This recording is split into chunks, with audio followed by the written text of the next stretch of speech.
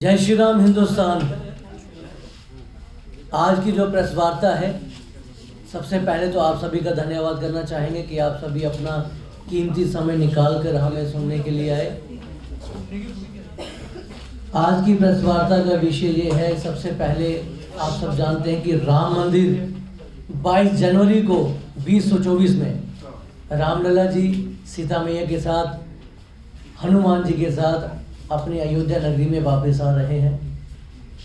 वैसे तो भगवान कण कण में ही हैं, लेकिन ये हमारी आस्था है, हमें ऐसा लग रहा है कि भगवान काफ़ी वर्षों बाद अब अपने घर में वापस आ रहे हैं।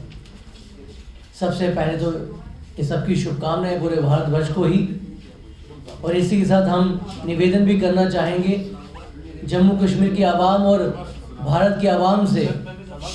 हो सकता है कि सारे लोग उस दिन वहाँ पर ना पहुँच पाए, निराश ना हो। यदि शारीरिक रूप से वहाँ नहीं पहुँच पाए, आप अपनी आत्मा को तो वहाँ भेज ही सकते हैं। इसी के साथ 22 जनवरी 2024 को आपने अपने घर को दीपावली की तरह सजाना है।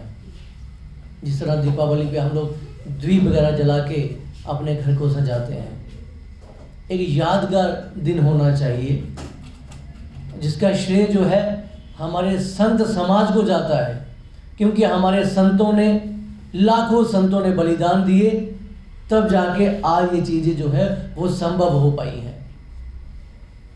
इसी के साथ हम धन्यवाद करना चाहेंगे यशस्वी प्रधानमंत्री नरेंद्र भाई मोदी जी का और उत्तर प्रदेश के मुख्यमंत्री माननीय श्री आदित्यनाथ योगी जी का, जिनके वहाँ होने से ये कार्य जो है वो अति शीघ्र संभव हो पाया है। यदि वो ना होते तो और भी विलंब हो सकता था।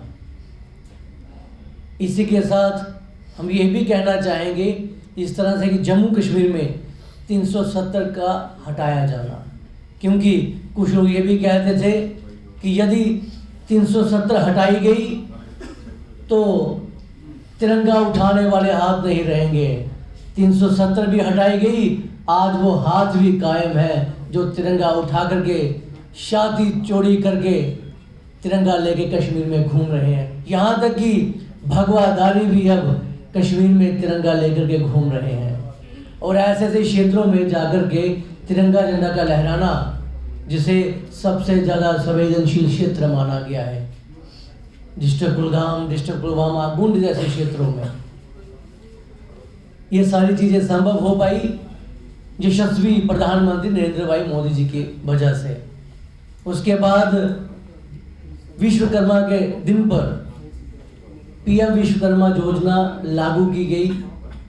ऐलान किया गया प्रधानमंत्री जी की तरफ से कि जो गरीब लोग अगर वो लोन लेना चाहें तो उन्हें गारंटर ढूंढना पड़ता था। अब उन्होंने कर दिया कि गरीब लोगों को यदि लोन लेना हो तो उन्हें किसी भी गारंटर की ज़रूरत नहीं है। ये बहुत बड़ी बात है।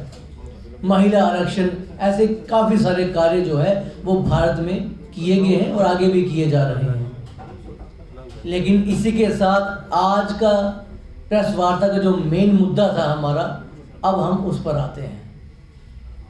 माँ भगवती का द्वार श्री माता वैष्णो देवी, जहाँ पर पूरे वर्ल्ड से श्रद्धालु माँ भगवती के दर्शनों के लिए आते हैं, 12 महीने आते रहते हैं।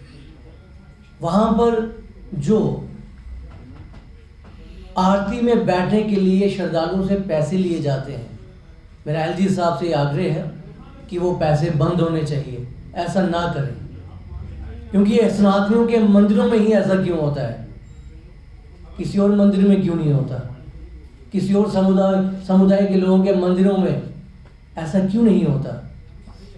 ये चीज़ बिल्कुल बंद होनी चाहिए, ये बिल्कुल गलत है। यदि ये है कि वो पैसा मंदिर के निर्माण के लिए इस्तेमाल होता है तो ये पर्ची बंद करके जो श्रद्धालु हैं, ऐसे श्रद्धालु भी हैं जो बिना बताए, बिना अपनी पहचान बताए इतनी डोनेशन देते हैं जिसका कोई अंदाजा भी नहीं लगा सकता। तो फिर ये 5100 की पर्ची लेकर के आप आरती में बिठाते हैं, ये क्या है? इसे संत समाज बिल्कुल भी कतई भी बर्दाश्त नहीं करेगा, क्योंकि हम लोगों की आस्था जुड़ी हुई है। हमेशा हम लोगों को बातें सुनने को मिलती हैं कि आपके मंदिरों में तो वीआईपी दर्शनों के लिए भी पैसे लिए जाते हैं।